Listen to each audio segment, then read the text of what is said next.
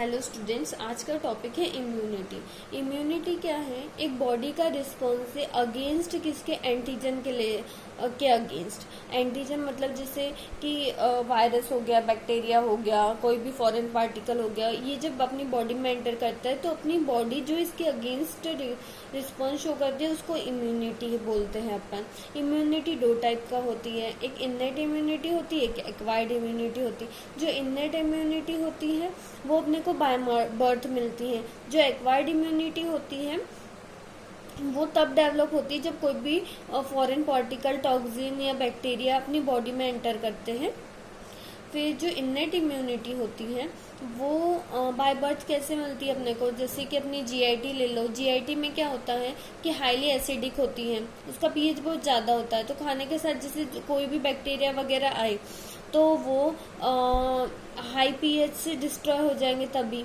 ये हो गया। फिर यूरिनरी ब्लैडर में अपनी जो यूरिन होती है वो भी हाई पीएच की होती है, वो भी वहाँ पे बैक्टीरिया को ग्रो नहीं करने देती है। अपनी स्किन ले लो, स्किन किसी भी वो बैक्टीरिया, फॉरेन पार्टिकल्स को अंदर एंटर नहीं करने देती है। तो ऐसे अपने को इननेट इम्यूनिटी है। ठीक है। जो एक्वायर्ड इम्यूनिटी है वो दो टाइप की है, एक तो सेल मीडिएटेड इम्यूनिटी है और एक ह्यूमरल इम्यूनिटी है। जो सेल मीडिएटेड इम्यूनिटी है उसमें सेल हेल्प करते हैं किसी भी बैक्टीरिया, वायरस को किल करने में, किसी भी एंटीजन को किल करने में। जो ह्यूमरल इम्यूनिटी होती है उसमें जो एंटीबॉडीज डेवलप होती है और वो किल करती है एंटीजन्स को। ठीक है। फिर जो सेल मीडिएटेड इम्यूनिटी होती है उसमें क्या होता है, जो टी लिम्फोसाइट्स है वो रिस्पॉन्सिबल होते हैं सेल मीडिएटेड इम्यूनिटी के।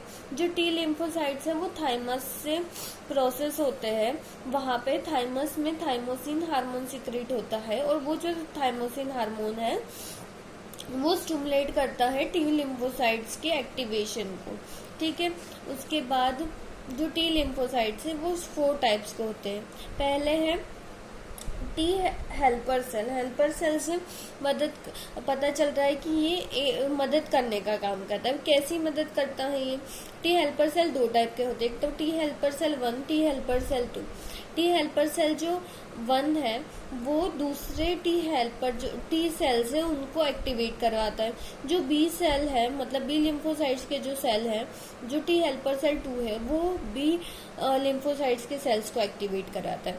अब अपना सेकंड है किलर्स टी सेल, ये साइटोटॉक्सिक टी सेल। इससे क्या मतलब है कि ये जो सेल है ना ये डायरेक्टली कोई भी एंटीजन को डिस्ट्रॉय करते हैं। अब कैसे डिस्ट्रॉय करते हैं कि इसकी ये जो सेल है ये क्या करते हैं, जैसे ही कोई भी मैक्रो ऑर्गेनिज्म वगैरह इनकी कांटेक्ट में आता है तो ये क्या करते हैं, वो उसको एंगल्फ कर लेते हैं, मतलब निगल लेते हैं। ठीक है। अब निगलने के बाद साइटोटॉक्सिन सब्सटेंस जैसे लाइसोसोमल एंजाइम जो रहते हैं जो उसको रिलीज करते हैं और उसको रिलीज करके डायरेक्टली एंटीजेंस को किल करते हैं।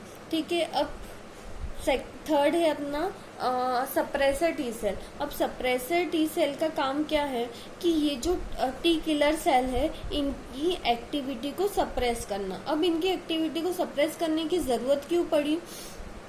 तो अगर ये टी किलर सेल मारते जाएंगे तो ये फिर अगर एंटीजेंस खत्म हो जाते हैं, कोई भी फॉरेन पार्टिकल खत्म हो जाता है तो ये अपने बॉडी के सेल को ना किल करना स्टार्ट कर दे, इसीलिए सप्रेसर टी सेल है।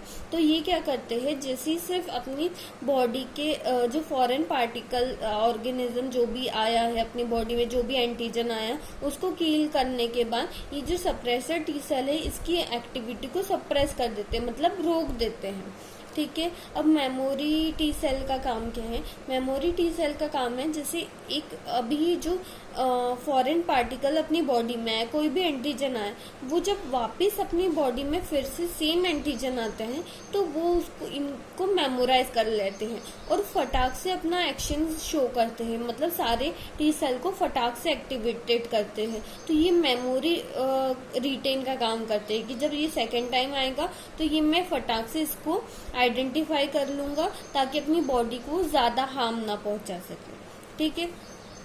अब ह्यूमरल इम्यूनिटी क्या होती है? ह्यूमरल इम्यूनिटी के लिए बी लिम्फोसाइट्स रिस्पॉन्सिबल होते हैं। अब जो बी लिम्फोसाइट्स है वो दो टाइप के होते हैं। एक तो प्लाज्मा सेल्स होते हैं इसमें, और एक मेमोरी सेल्स होते हैं। जो प्लाज्मा सेल्स होते हैं वो एंटीबॉडी बनाते हैं, ठीक है। जो एंटीबॉडी बनाती है वो डायरेक्टली किल कर देती है जो भी एंटीजन को। और जो मेमोरी सेल्स रहते हैं, मैंने जैसे मेमोरी टी सेल्स बताया था, मेमोरी बी सेल्स भी वैसा ही काम करते हैं। वो क्या करते हैं कि जब सेकेंड टाइम बैक्टीरिया आता है तो उसको आइडेंटिफाई करके सेल को एक्टिवेट कर देते हैं ताकि जल्दी से जल्दी रिस्पॉन्स क्रिएट हो। फिर मैं एक बार और रिवाइज करवा देती हूँ कि इनने जो अपन ने बोला था कि इनबॉर्न इम्यूनिटी है। एक्वायर्ड देखी थी कि ये जब कोई फॉरेन पार्टिकल वगैरह या एंटीजन आता है तब डेवलप होती है। फिर सेल मीडिएटेड बताया था, ह्यूमरल बताया था कि सेल मीडिएटेड टी लिम्फोसाइट्स से रिस्पॉन्सिबल होते हैं, और ह्यूमरल के लिए बी लिम्फोसाइट्स रिस्पॉन्सिबल होते हैं। टी हेल्पर सेल है, टी हेल्पर सेल को CD4 सेल भी बोलते हैं, ये याद रखना।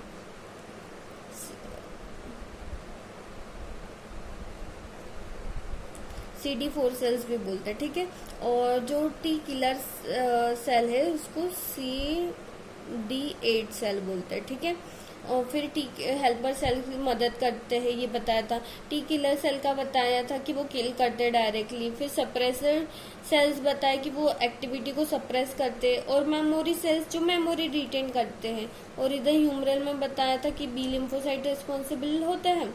प्लाज्मा सेल्स क्या करते हैं? एंटीबॉडीज प्रोड्यूस करते हैं। और जो मेमोरी सेल्स है वो क्या करते हैं? मेमोरी रिटेन करने का काम करते हैं।